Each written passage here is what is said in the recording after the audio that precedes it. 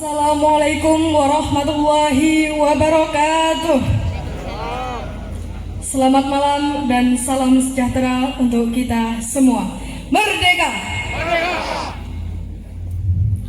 Yang terhormat hadirin tamu undangan, izinkan saya pada kesempatan malam kali ini untuk menyampaikan pidato atau biografi Bung Karno. Sosok Kusno atau yang lebih dikenal dengan Insinyur Soekarno merupakan pencetus ideologi Pancasila, pencetus revolusi, pembela hak kaum jelata, dan memiliki mimpi untuk menjadikan Indonesia merdeka. Memang jasadnya telah musnah, namun abu semangat perjuangan tetap diwariskan kepada anak cucu bangsa, menghasilkan sosok Soekarno baru yang memiliki semangat perjuangan, menjadikan pengingat bahwa Indonesia merdeka tidak dapat diraih dengan omong kosong belaka. Izinkan saya untuk menyampaikan biografi Soekarno. Biografi Bung Karno 1901. Soekarno pada waktu kecil bernama Kusno, lahir di Lawang Seketeng, Surabaya pada hari Kamis Pon, tanggal 6 Juni 1901. Putra kedua dari pasangan Sukemi Sosrodiharjo dengan Ida Ayu Nyoman Rai Srimben. 1916 tamat dari European Legion School ELS Mojokerto, kemudian meneruskan pendidikan di Huje Bagas School HBS Surabaya, indekos di rumah Haji Umar Said Cokro Aminoto. Dalam buku Bung Karno Penyambung Lidah Rakyat Indonesia oleh Cindy Adams halaman 46 sampai dengan 47, Bung Karno mengatakan, seluruh waktuku kuhabiskan untuk membaca. 1921 tamat dari Huje Bagas School HBS, melanjutkan ke Teknik Seojo School THS di Bandung. Soekarno termasuk salah seorang dari 11 mahasiswa pribumi. 1924 tamat dari Teknik Seojo School THS Bandung dengan mendapat gelar insinyur jurusan Teknik Sipil. 1926 Soekarno menulis artikel berjudul Nasionalisme, Islamisme, dan Marxisme yang dimuat dalam surat kabar Suluh Indonesia Muda. Soekarno menyerukan agar semua golongan yang ada di Indonesia harus bersatu menghancurkan kolonialisme dan imperialisme untuk menuju Indonesia merdeka. 1927 Soekarno bersama Iskak Cokro Hadi Suryo, Budiarto Marto Atmojo, Sunario, Samsi Sastro Widakdo, Anwari, Cipto Mangunkusumo, Jantila Arden Suyadi mendirikan Perserikatan Nasional Indonesia pada tanggal 4 Juli 1927. Soekarno dalam buku Di Bawah Bendera Revolusi Jilid 1, Bung Karno mengatakan, kaum imperialis perhatikan apabila dalam waktu yang tidak lama lagi perang Pasifik menggeledak dan menyambar-nyambar membelah angkasa, apabila dalam waktu yang tidak lama lagi Samudra Pasifik menjadi merah oleh darah dan bumi di sekitarnya bergetar oleh ledakan-ledakan bom dan dinamit. Di saat itulah rakyat Indonesia akan melepaskan dirinya dari belenggu penjajahan dan menjadi bangsa yang merdeka.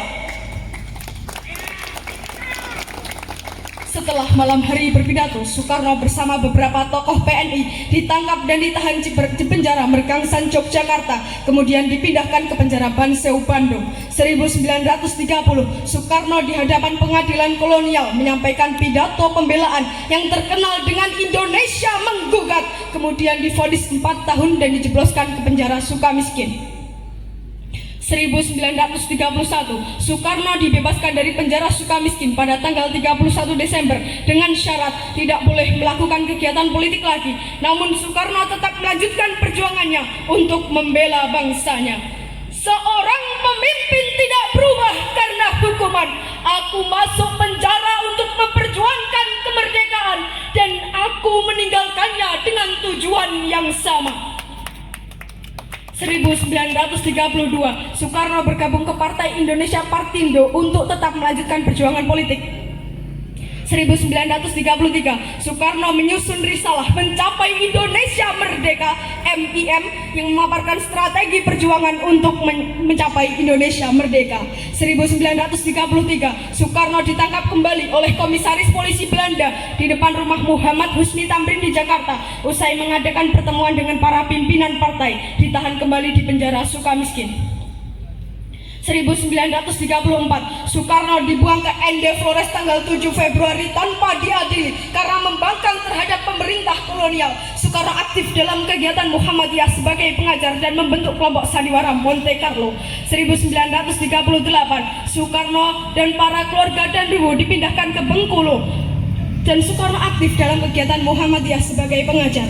1942, Soekarno dan para pemimpin lainnya dikembalikan ke Jakarta setelah perjanjian Rumroyen. 1945, Soekarno di hadapan sidang Badan Penyelidik Usaha-Usaha Persiapan Kemerdekaan Indonesia (BPUPKI) di Gedung Pejambon, Jakarta dan mengusulkan Pancasila sebagai dasar negara Indonesia merdeka pada tanggal 1 Juni. Selanjutnya Soekarno diangkat sebagai Ketua Panitia 9. 1945, Soekarno diangkat sebagai Ketua Panitia Persiapan Kemerdekaan Indonesia (PPKI) tanggal 7 Agustus dengan wakilnya Muhammad Hatta. 17 Agustus 1945, Soekarno dan Hatta atas nama bangsa Indonesia memproklamirkan kemerdekaan Indonesia pada hari Jumat Legi pukul 10 di halaman rumah Soekarno, Jalan Pegangsaan Timur 56, Jakarta. Bendera merah putih yang dijahit oleh Ibu Fatmawati berkibar ke angkasa, dilanjutkan dengan menyanyikan lagu Indonesia Raya. 18 Agustus 1945, Soekarno dan Hatta diangkat sebagai Presiden dan Wakil Presiden secara aklamasi dalam sidang PPKI setelah ditetapkan Undang-Undang Dasar Negara 1945 dan Deklarasi Pendirian Negara Kesatuan Indonesia. 1946, Presiden Soekarno memindahkan pemerintahan dari Jakarta ke Yogyakarta karena situasi Jakarta tidak aman akibat agresi militer Belanda. 1948, di Madiun meletus pemberontakan PKI di bawah pimpinan Musso. Dalam siaran radio, Presiden menyerukan kepada rakyat untuk memilih Soekarno-Hatta atau Musso. 1948, agresi militer Belanda kedua, Yogyakarta diduduki tentara kolonial Belanda. Presiden Soekarno dan para pemimpin lainnya diasingkan ke Brastagi, Prapat, kemudian Bangka. 1949, Presiden Soekarno dan para pemimpin bangsa dikembalikan ke Yogyakarta dari pengasingan setelah perjanjian Rumroyen. 1949, konferensi meja bundar KMB antara Indonesia dan Belanda menghasilkan pengakuan secara de jure Indonesia menjadi negara serikat di bawah Uni Indonesia Belanda pada tanggal 27 Desember dan Soekarno sebagai Presiden RIS.